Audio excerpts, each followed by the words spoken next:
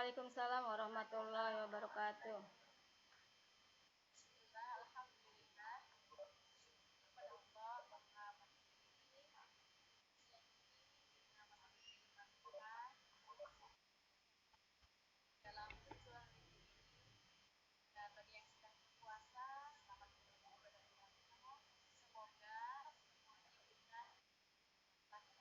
Amin.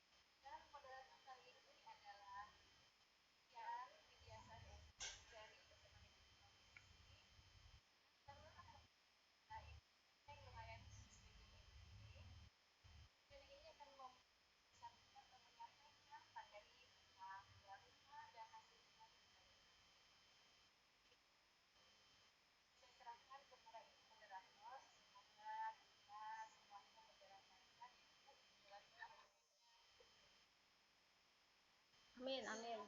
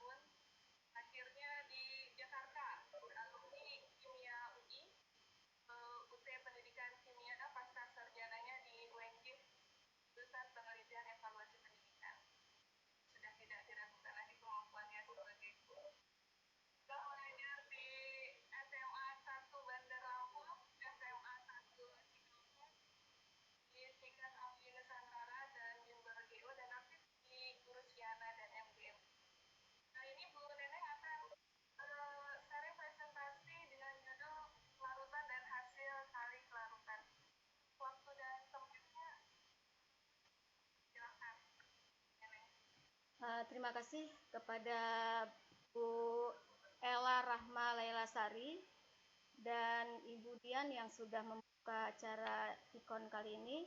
Bismillahirrahmanirrahim. Assalamualaikum warahmatullahi wabarakatuh. Rabbi shrah li sadri wa yassir li amri wahlul 'uqdatam min lisani yafqahu qawli amma ba'du. Kita panjatkan puji syukur kehadirat Allah Subhanahu wa taala. Kita hari ini telah diberi sehat walafiat, sehat semuanya walaupun sekarang dalam kita menjalankan ibadah puasa. Semoga semua yang hadir di sini diberikan kesehatan oleh Allah Subhanahu wa taala. Amin ya rabbal alamin. Yang terhormat Bapak Ikma Trisa selaku instruktur VCT Batch 6. Terima kasih telah hadir di Vikon ini.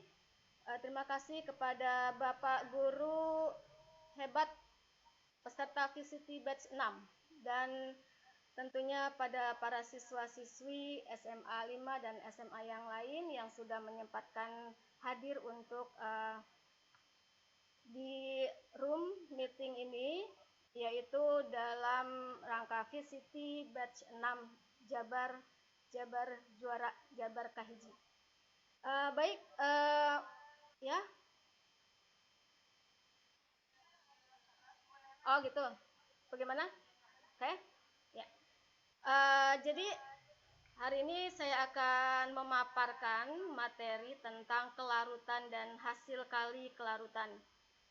Mungkin kalau yang pernah belajar di IPA, atau semua yang hadir di sini kebetulan ada yang beberapa siswa-siswi kelas 11 IPA, ini adalah materi yang ada di semester genap, dan materi ini mungkin nanti akan diujikan pada saat kenaikan kelas nanti. Jadi jangan sampai ketinggalan. Hari ini saya akan memaparkan tentang kelarutan dan hasil kali kelarutan. Ya, jadi untuk kelarutan dan hasil kali kelarutan ini sebenarnya adalah subbab dari kesetimbangan ion. Jadi banyak sekali bab terakhir ini untuk materi kelas 11. Di awal ini saya akan menjelaskan dulu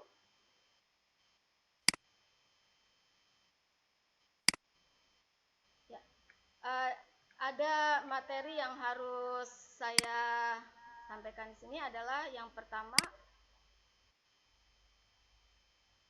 pemahaman konsep kelarutan dan hasil kali kelarutan. Nanti ada materi pengaruh ion sejenis terhadap kelarutan, dan terakhir adalah ada kuis buat kalian, ya.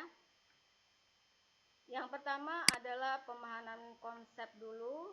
Jadi untuk materi ini mungkin 80-90% ya hitungan, maka kalian harus bisa mengikuti dengan konsentrasi.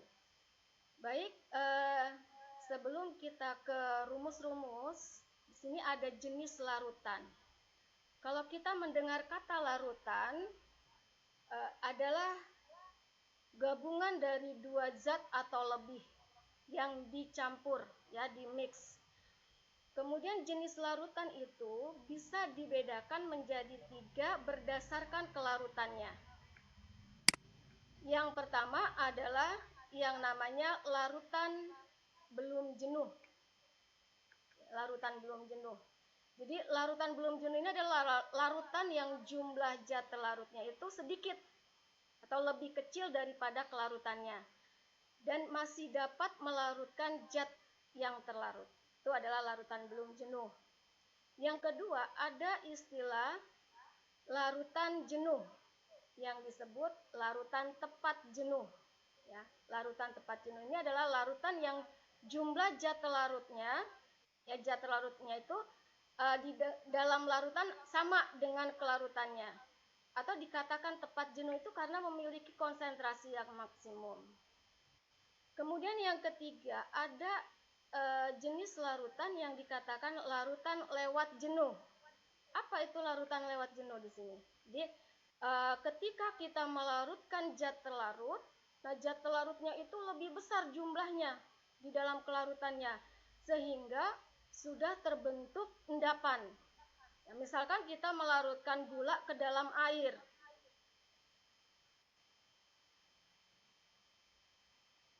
Jadi ketika kita melarutkan gula ke dalam air, gulanya itu terlalu banyak. Jadi langsung gula akan mengendap. Yaitu dikatakanlah larutan lewat jenuh, ya. Jadi sekali lagi, jadi jenis larutan berdasarkan kelarutan ada 3, larutan belum jenuh, larutan jenuh, dan larutan lewat jenuh.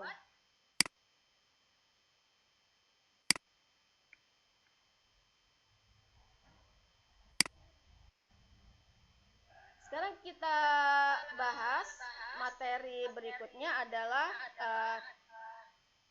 apa itu sebenarnya kelarutan. Ini yang akan kita bahas sampai perhitungannya ya. Jadi kelarutan itu adalah nilai konsentrasi maksimum yang dapat dicapai oleh zat dengan lambangnya adalah S ya. S itu berasal dari bahasa asingnya yaitu solubility.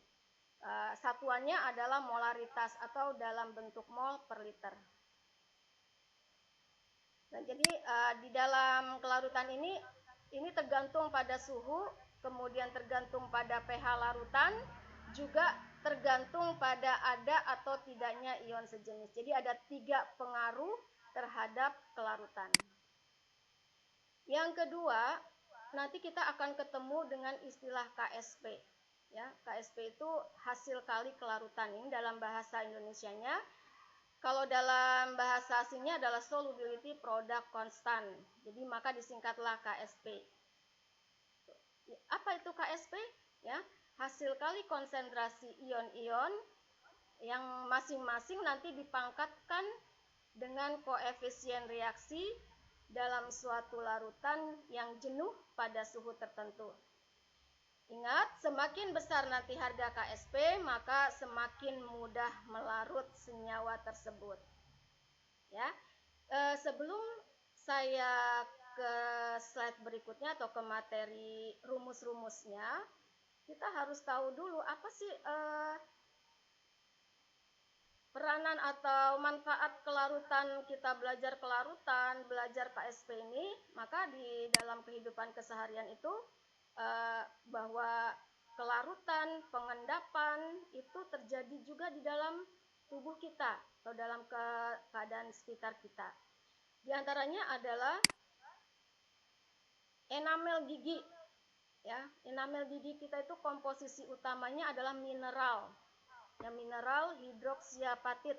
Di situ ada rumusnya Ca3PO43OH.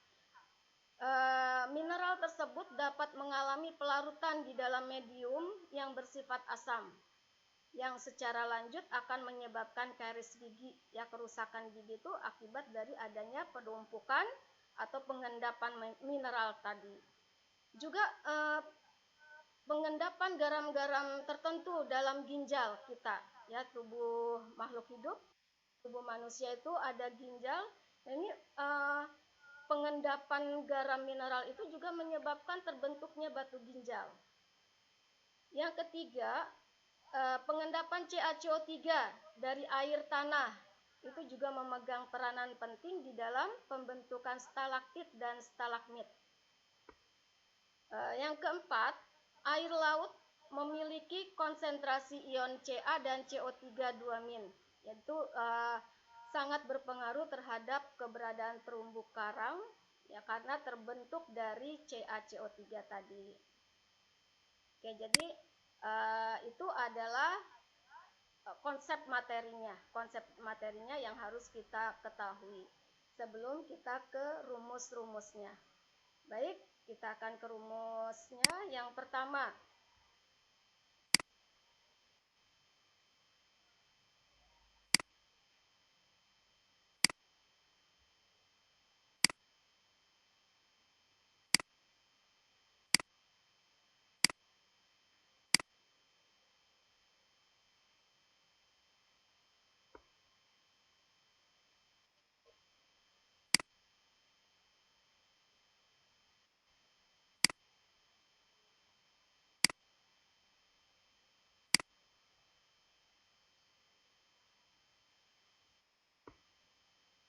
keluarnya kemudian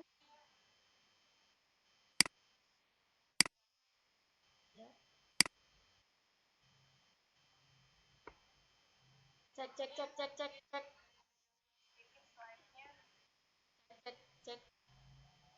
Gimana suaranya, Bu Dian?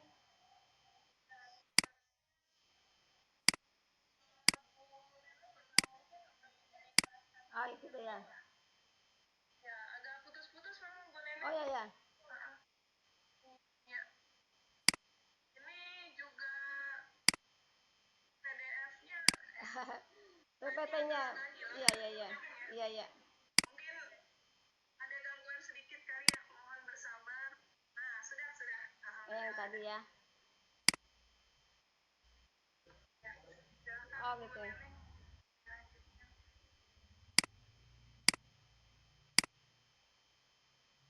Sudah terlihat ini Bu. Sudah ya? Oke, yang tadi kan ya. Oh ya. Yang berikutnya.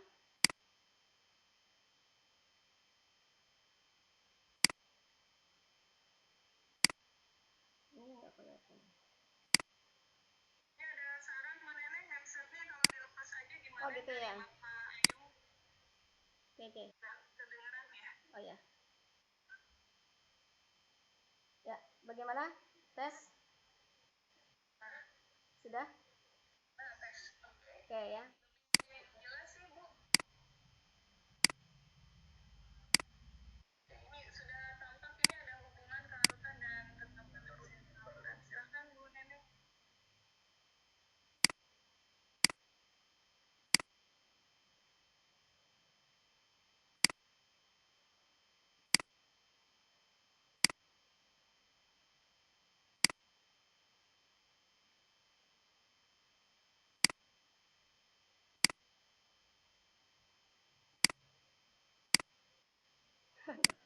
Nggak keluar nih.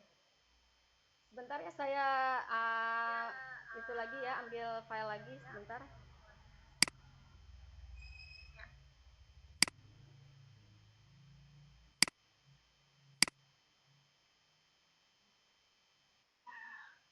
Mohon maaf ada sedikit gangguan teknis.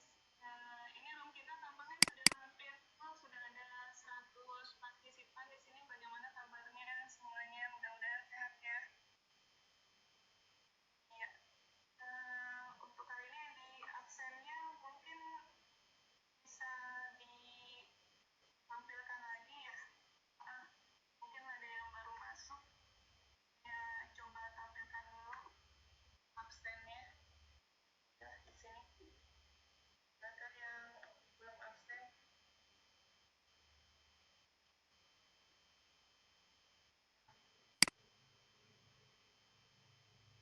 Jaringannya agak ini di tempat Bu Neneng ya. Bu Neneng sudah kelihatan lagi Bu. Wajah cantiknya. Ini lagi loading dulu PPT-nya. Ya. Cuma untuk ininya belum kelihatan. Iya, sedang OTW. Lagi OTW dulu nih. OTW ya.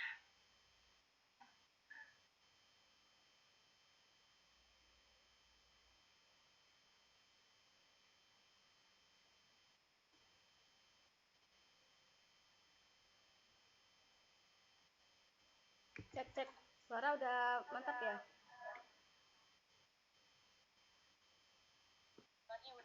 Belum, iya belum. Nanti lagi OTW dulu. Saya keluar dulu. Itu ada yang tanya tuh Bu Dian. Ya. Dijawab ini untuk grup VCT kita grup, kalau kita sih grup 6.3. Ya, 6.3 grup kecilnya 33. Untuk instrukturnya Pak Iqbal bisa.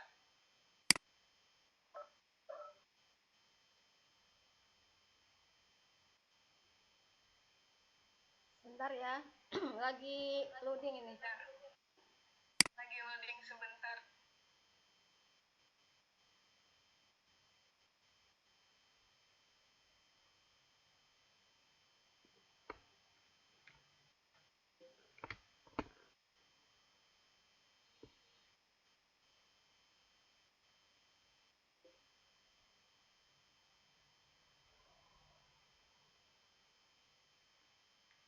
Tes. Bentar ya. Oke. Lagi muter-muter ini, aduh.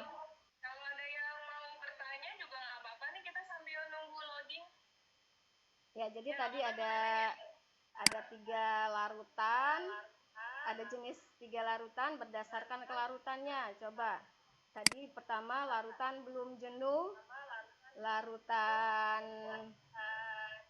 apa yang kedua? Aduh, ini muter-muter Mas ya. Yang kedua apa tadi? Larutan belum jenuh, larutan jenuh, larutan tepat jenuh, Dan yang ketiga, larutan lewat jenuh.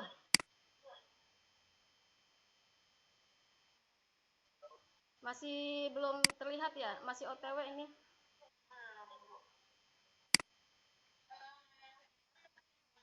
Nggak punya. Iya.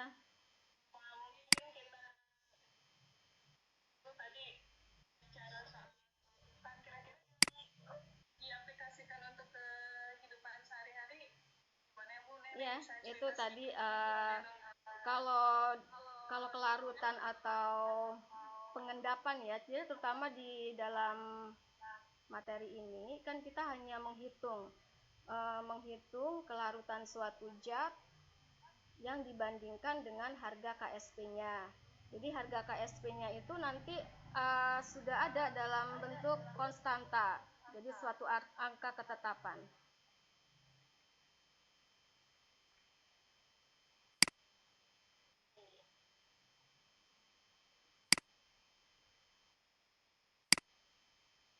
Ya Bu Nenek juga hilang Bu Nenek Ya. ya. Kalau suara diam gimana Bu Ella, masih terdengar dengan jelas? Oh iya, Ini. gedean ya. Bu Nenek kayaknya, halo Bu Iya, Nenek. iya, iya, iya. Gimana? Ini masalahnya lagi loading ini. Iya, nggak bisa muncul PDF slide-nya ya Bu Neneng ya. Iya, tunggu sebentar, ada lagi ini, lagi dikit lagi, dikit lagi nih. Muternya di pelan-pelan. Ini semua mukanya juga jadi muter-muter. Ini juga sepertinya agak gangguan sinyal ini Bu Neneng. Nah, udah kelihatan lagi. Tadi sempat hilang Bu Neneng. Iya, semuanya. Loading gitu. Ya, hilang lagi aja nggak apa-apa. Iya, iya. Ya, ini sudah kita sapa dulu partisipan kita sambil menunggu waktu. Ya, ada 100 orang.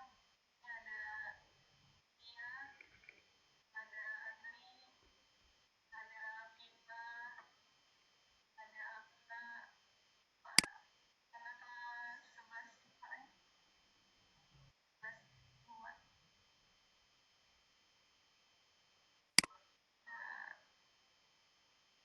Ada Ahdan, Aslima, Arif, Alia,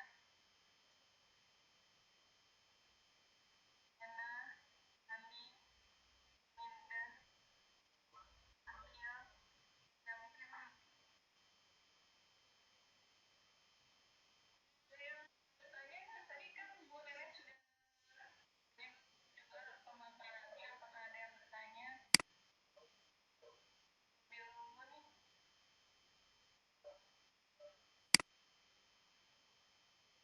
Ada Desi, Dia, Maaf ini ya, lagi masih muter-muter ini. Lagi muter-muter ini. ada Dimas, ada Dinda.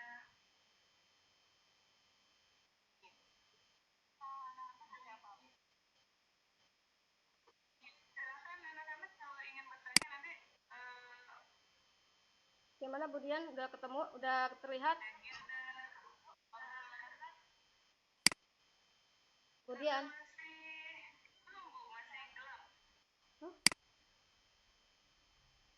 Oh, di saya udah. Masih starting lama kita tunggu aja. Ada Dinda. Nah ya sudah. Oke. Sudah ada pakai ini ya Bu ya, langsung share screen ya. Oh, enggak, bukan. Ya, ini udah terlihat ya? Ya, screen terbentuk yang Bu Neneng ya. Iya. Nah ya, sudah ada. Gak apa-apa, kita lihat di sini di share screen juga. Ya, jadi yang ya. Ya. Jadi saya mulai lagi. Bismillah. Kelarutan itu tadi kan lambangnya S ya. Kemudian tetapan hasil kelarutan adalah KSP. Nanti harga KSP itu dapat digunakan untuk menentukan kelarutan suatu zat, atau sebaliknya, harga kelarutan itu dapat digunakan untuk menentukan KSP. Ini ada beberapa jumlah ion di dalam larutan. Yang pertama adalah jumlah ion yang sama dengan 2, ya. Jadi contohnya apa saja yang jumlah ion 2? Kita lihat AB, ya, terionisasi mengalami kesetimbangan menjadi A+ dan B-. Dan masing-masing ini kan koefisiennya 1. Masing-masing koefisiennya 1, maka dia kelarutannya sebesar 1S. Maka KSP-nya itu adalah tinggal dikalikan. S dikali S saja gitu ya. Jadi KSP-nya sesuai dengan koefisiennya si A+, dan B-. Jadi KSP-nya S pangkat 2. Nah, contoh yang lainnya di sampingnya itu ada PQ, ya. PQ terionisasi P2+ dan Q2-. Nah, di sini kan koefisiennya 1. Di dalam reaksi kimia itu tidak ada 1 itu ditulis. Jadi dihitunglah 1S, ya. Maka tinggal dikalikan KSP-nya. S kali S kuadrat. Dan dari harga KSP itu, maka kita bisa mencari harga kelarutan. Jadi kalau KSP-nya sama dengan S kuadrat, maka S-nya sama dengan akar KSP. Seperti itu. Ini adalah untuk jumlah ion yang kedua. Jumlah ion yang sebanyak 2. Ya, lanjut. Ini ada contoh soalnya.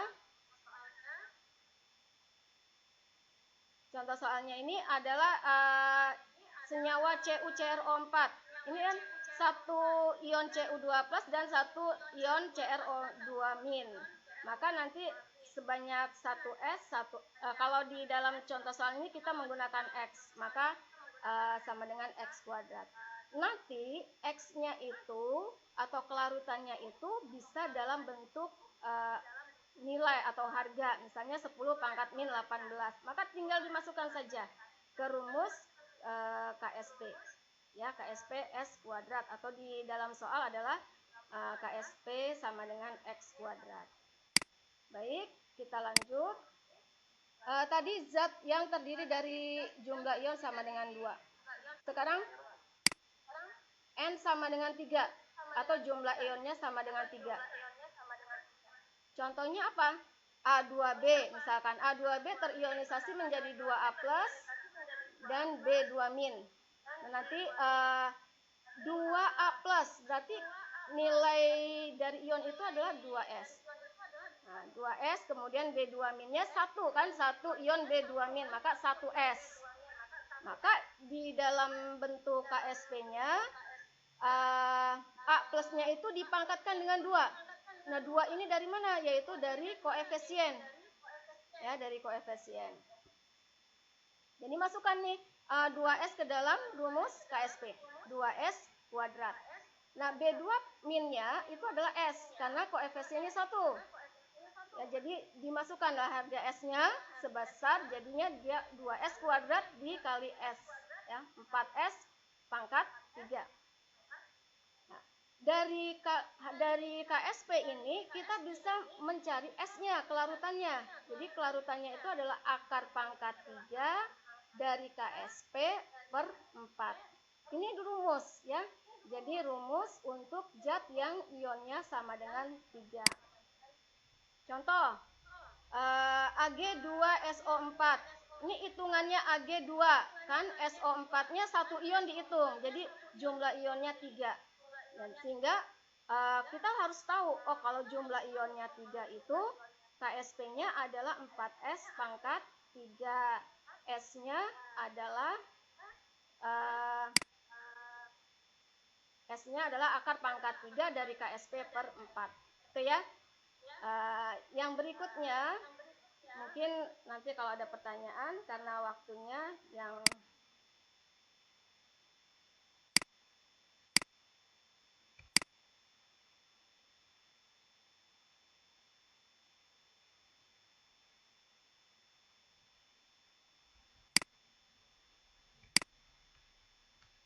Yang berikutnya adalah kalau jumlah ionnya adalah 4.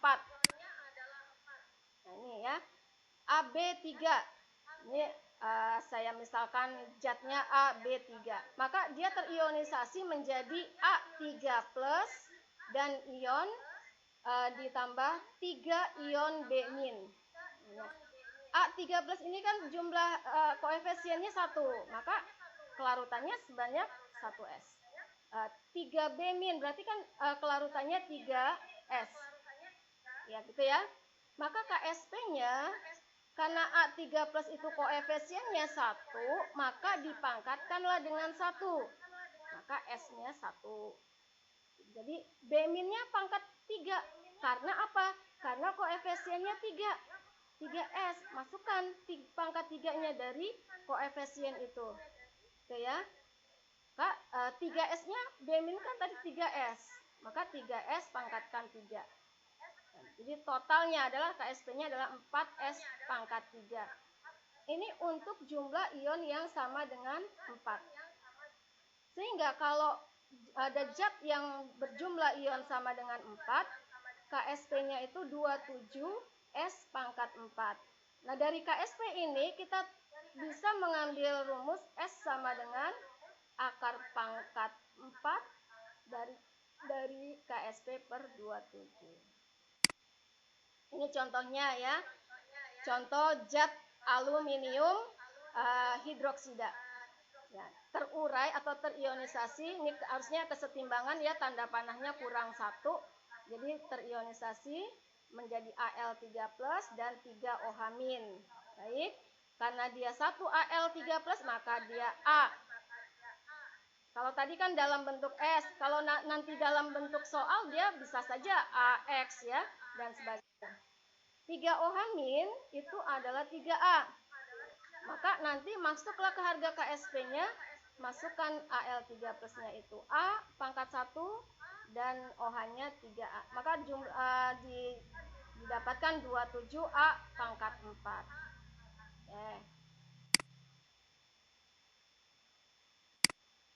Tadi jumlah ion 2, 3, 4, dan terakhir 5. Jadi cuma sampai 5. Oke. Contohnya adalah A2B3. Ya. A2, 2-nya itu jadi koefisien. Nah, A-nya 3+. Nah, kita bisa melihatnya di belakang B. Ada 3 kan? Nah, 3-nya inilah punya ion A. Jadi 2A 3+. Itu ya. Kemudian B-nya, B3, ya kan? 3-nya itu jadi koefisien 3B. Nah, dari mana 2-nya? Bisa kita lihat dari di belakang A, A2. Nah, 2 inilah jumlah ionnya si B. Ya, jadi kelarutannya berapa 2A3+? Yaitu 2S. 3B2- kelarutannya 3S. Masukkan ke dalam KSP. Jadi kalau A3+ tadi kelarutannya sebesar 2S, pangkatkan dengan koefisien. Nah, itu jadi 2S kuadrat, kemudian B-nya 3S, kuadratkan lagi dengan koefisien. Kalau dihitung semuanya akan mendapatkan 108S pangkat 5. Nah, dari KSP 108S pangkat 5 ini nanti kita balik menjadi S, kita cari akar pangkat 5 dari KSP per 108. Begitu. Ya, ini untuk menentukan harga KSP dan harga kelarutan yang saling bisa dibalik-balik. Contoh, saya berikan senyawa Al2O3, ya, aluminium oksida. Ini mohon maaf lagi, tanda panahnya harusnya 2, ya, kiri dan kanan, karena ini adalah masuk kategori reaksi kesetimbangan. Baik, Al2, 2Al3+.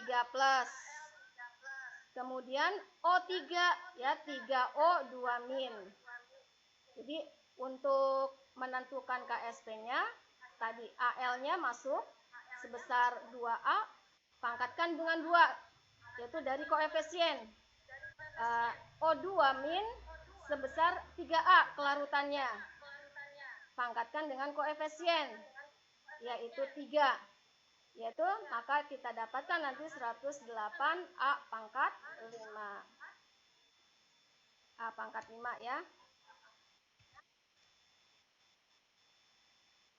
Dari rumus tadi mulai dari jumlah ion 2, kemudian jumlah ion 3, jumlah ion 4, dan jumlah ion 5. Nah, saya buat tabel seperti ini sehingga kita bisa mudah untuk mengingat. Jadi kalau jumlah ionnya 2, tadi KSP S pangkat 2. Maka S-nya adalah akar KSP. Ini adalah contoh-contohnya.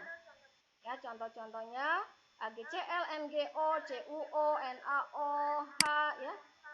NaCl BaSO4, CaCO3, AgNO3 dan banyak lagi. Ini hanya seberapanya saja. Jumlah ion 3 ya tadi sudah dijelaskan oleh saya sampai jumlah ion kelima.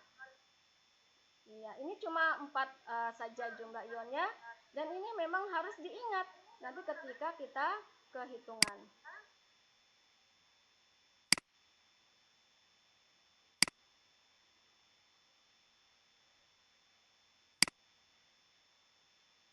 Ya, seperti itu.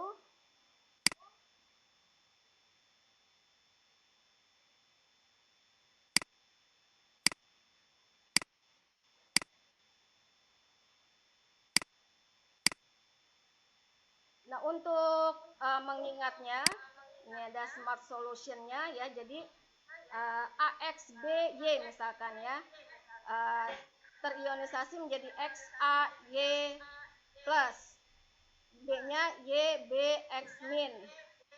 Maka kelarutannya si A XS, B-nya YS. Maka nanti rumusnya yang paling mudah adalah seperti ini. X pangkat X, Y pangkat Y, S dikali S pangkat X ditambah Y. Jadi antara pangkatnya itu dijumlahkan. Nah, nanti rumus kelarutannya dari harga KSP cari kelarutannya akar pangkat X ditambah Y dari KSP dibagi X pangkat X dikali Y pangkat Y. Ini untuk memudahkan kita mengingat. Ya, jadi pada saat ketika soal itu sudah ada, maka jangan sampai lupa ini ya. X pangkat X, Y dikali Y pangkat Y dikali S pangkat X ditambah Y. Mudah kan? Oke. Nah, ini contoh-contoh untuk mulai dari jumlah ion 2, jumlah ion 3, jumlah ion 4, dan jumlah ion 5 yang sudah tadi kita bahas. Baik, masih ada lagi materinya, yaitu bahwa dari harga KSP kita bisa memperkirakan atau memprediksikan apakah larutan itu bisa mengendap atau melarut. Gitu ya.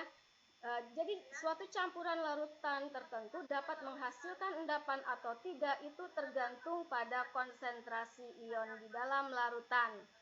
Nah, hasil kali konsentrasi ion-ion itulah yang disebut dengan Qc.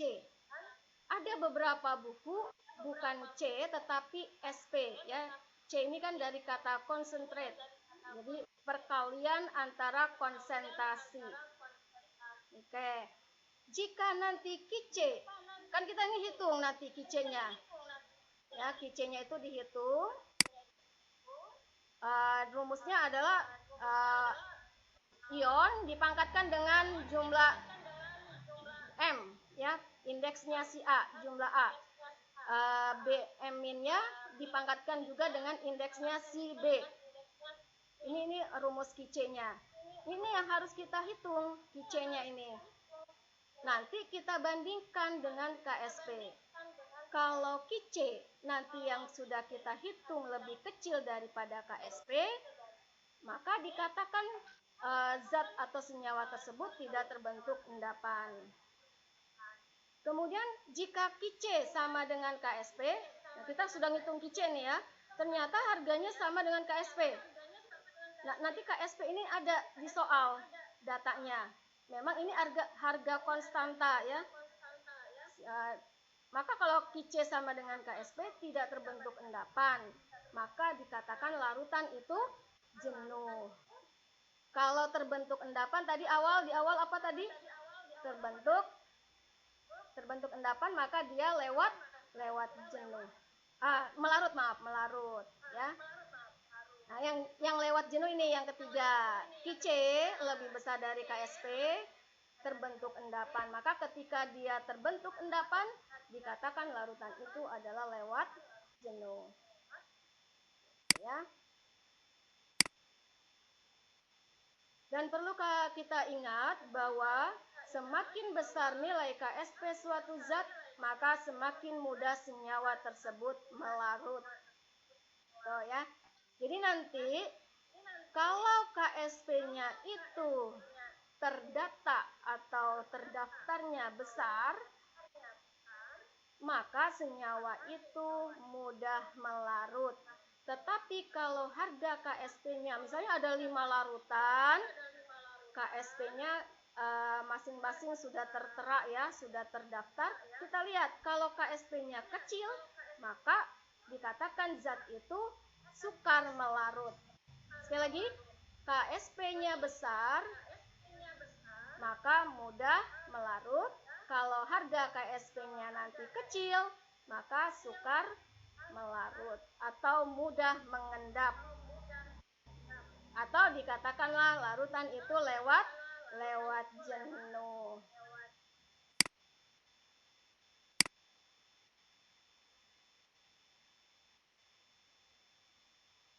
Materi yang berikutnya yaitu pengaruh ion sejenis terhadap kelarutan. Di sini ada penambahan ion P2+ atau Ki2-. Maka akan menggeser kesetimbangan. Setiap penambahan ion di dalam larutan itu akan menggeser kesetimbangan. Akibatnya apa? Kalau ada zat lain, ya, istilahnya ada misalnya saya memasukkan larutan asing ya ke dalam larutan garam. Tetapi larutan yang kita masukkan ke dalam larutan garam itu ada ion yang sama. Maka itu akan mempengaruhi kelarutan. Jadi jika keberadaan ion yang sejenis dalam satu larutan akan menurunkan kelarutan. Jadi akan mempersulit dia untuk melarut. Seperti itu. Misalnya NaCl dimasukkan lagi AgCl. Kan ada Cl ya, ada ion yang sejenis. Maka kelarutan NaCl itu akan sulit. Jadi akan menurunkan kelarutan. Itu pengaruh ion sejenis terhadap kelarutan. Ini contoh soalnya. Kelarutan AgCl. Kemudian AgCl-nya itu 5 kali 10⁻⁶ mol, maka hitung KSP AgCl. Di sini AgCl-nya tidak ada senyawa lain, hanya dia di dalam air saja. Berarti dia kan tidak ada pengaruh ion yang lain. Nah, jadi nanti ketika AgCl itu dimasukkan larutan lain yang ada salah satu ion sejenisnya, misalnya Cl-nya sama atau Ag-nya yang sama, maka itulah yang akan mempengaruhi kelarutan. Jadi menghitung KSP-nya seperti ini. Jadi kelarutan itu adalah satuannya mol per liter. Ingat ya, kelarutan itu adalah mol per liter. Jadi nanti si molnya ini dibagi dengan volume air. Lah, kok volumenya mililiter? Maka mililiternya ini harus dijadikan ke liter. Harus. Jadi mol dibagi liter. Nanti didapatkan molaritas. Itu ya. Terus larutannya AgCl. Terus tadi kan sudah di awal saya jelaskan jumlah ion ada 2, 3, 4, dan 5. Oke, AgCl ionnya 2. Jumlah ionnya 2. Maka kita harus langsung connect. Oh, kalau jumlah ionnya 2 itu adalah Ksp-nya S kuadrat. Kelarutannya dibalik, yaitu akar Ksp. Itu jadi ya, maka tinggal dimasukkan saja harga kelarutannya tadi 10 pangkat min 5 karena sama Ag-nya 10 pangkat min 5, Cl-nya 10 pangkat min 5. Sehingga didapatkan 10 pangkat min 10. Seperti itu.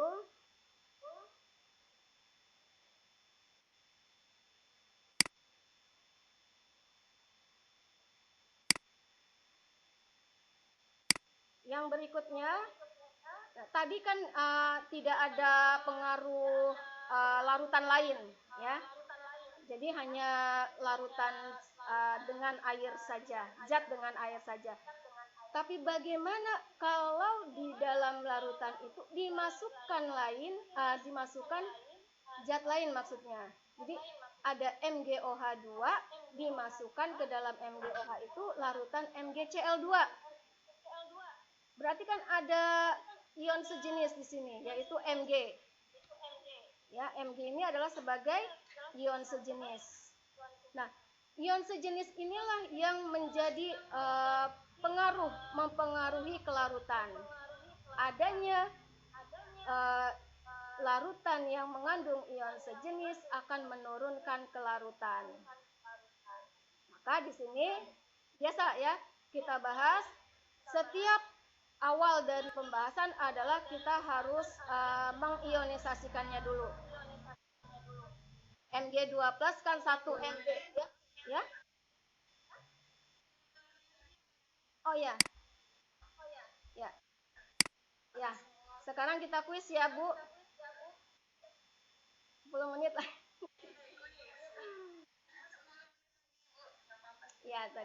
Ya tadi kan kelarutan pengaruh ion sejenis ya nantinya akan menurunkan kelarutan si MgOH2 ini.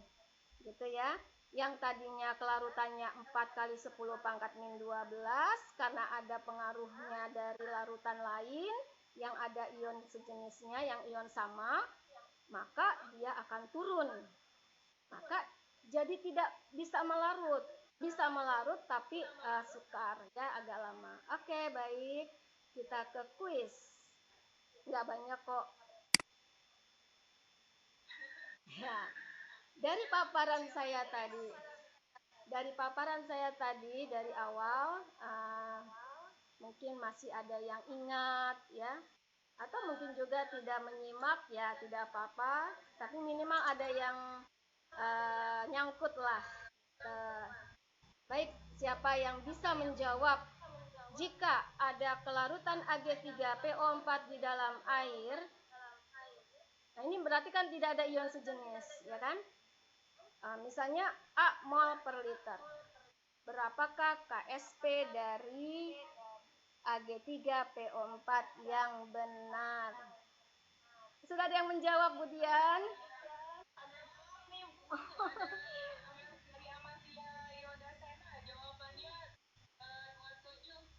27.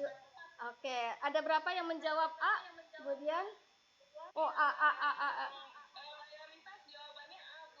Oke, berarti tadi kita lihat dulu ya. Kalau A salah, berarti masih bisa ada kesempatan yang B, C, dan D, E. Baik ya. Kita lihat, apakah Anda beruntung menjawab A? Oke, Anda benar. Kasih aplaus. Ya. Iya dong. Lanjut atau mengulang? Bisa ya pembahasannya ya? Kita lihat pembahasannya. Nah, ini adalah pembahasannya. Jadi benar ya, 27 kali A pangkat 4. Oke. Kita ke nomor 2. Ada yang salah nggak, Bu Dian? Yang jawabnya? Ada yang menjawab salah? Oh, benar. Iya. Makasih. Yang kedua. Oke, ya, yang kedua, jika ada kelarutan CaF2 di dalam air sama dengan S mol per liter, berapakah KSP CaF2? 1, 2, 3, 4, 5. Ada yang nomor 2. Penjawab pertama nomor 2. B. Oh, yang B. Hah? C. Oh, C. Oh, C. Berarti kita nggak ada yang jawab yang oh gitu. C ya. Kita coba yang C ya. Kalau salah masih bisa ngulang remedial. Iya. Oh, C semua sepertinya. Iya. Kasih aplaus. Iya, pintar. Baik, kita lanjut ke nomor 3. Perhatikan benar-benar.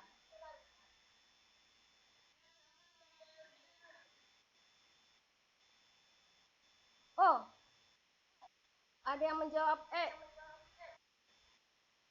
Wah, E juga. Kayaknya E juga. Nah, saya mau minta alasan nih ya di ruang chatting kenapa kalian memilih yang E. Satu orang saja coba. Kenapa memilih yang E?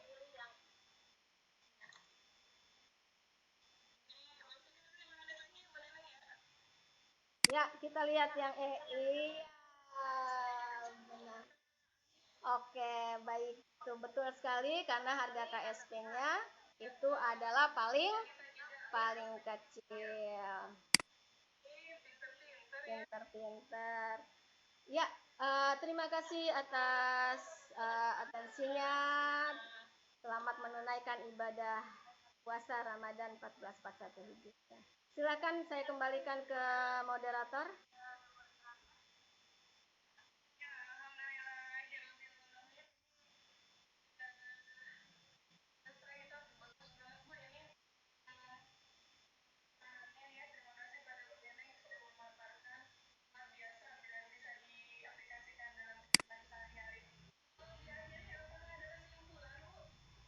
Ya. Jadi kesimpulannya bahwa kelarutan itu bisa menentukan harga KSP dan KSP itu bisa menentukan juga harga kelarutan.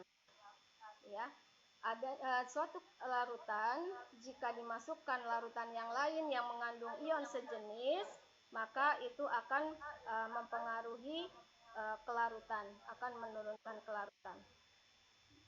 Kemudian jumlah ion larutan itu ada yang jumlah ionnya 2, 3, dan 4 dan 5. Maka dari jumlah ion-ion itu bisa kita menentukan kelarutan dan harga KSP. Seperti itu, Bu Dian.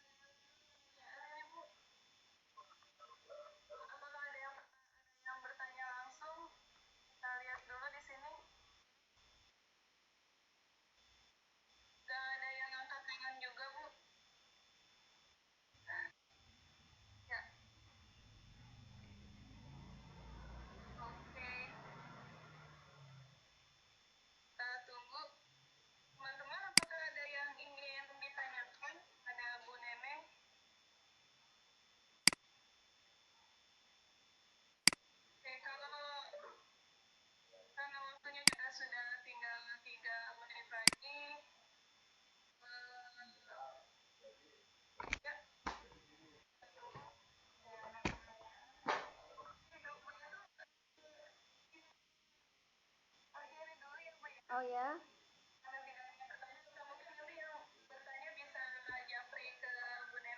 Oke, ya.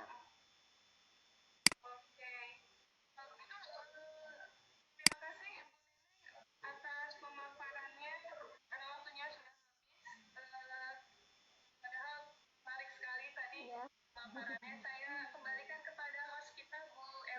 kasih Bu Dian.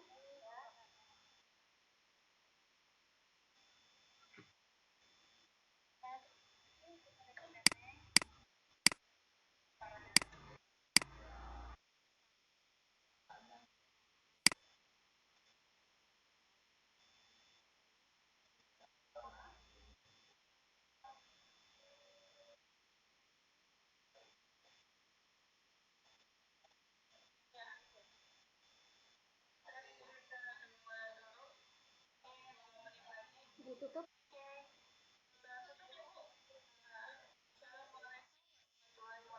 Waalaikumsalam warahmatullahi wabarakatuh.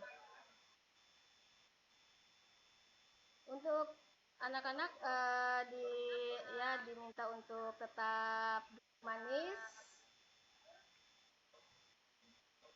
karena masih ada sesi berikutnya.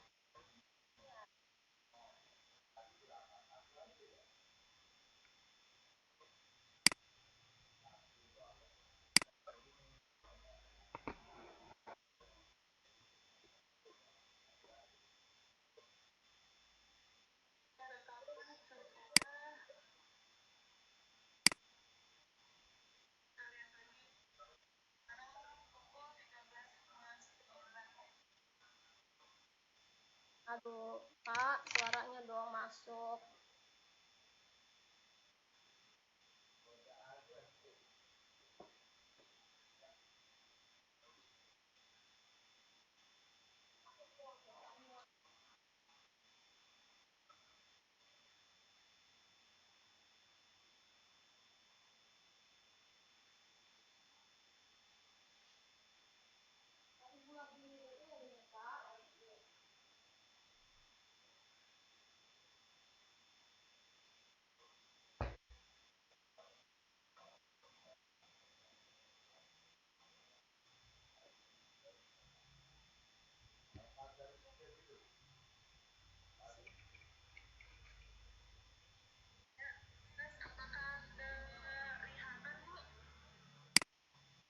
Tes, tes, tes.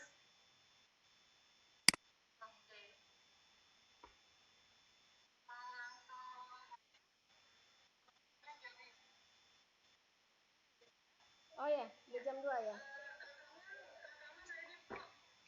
Oh, sebentar, sebentar.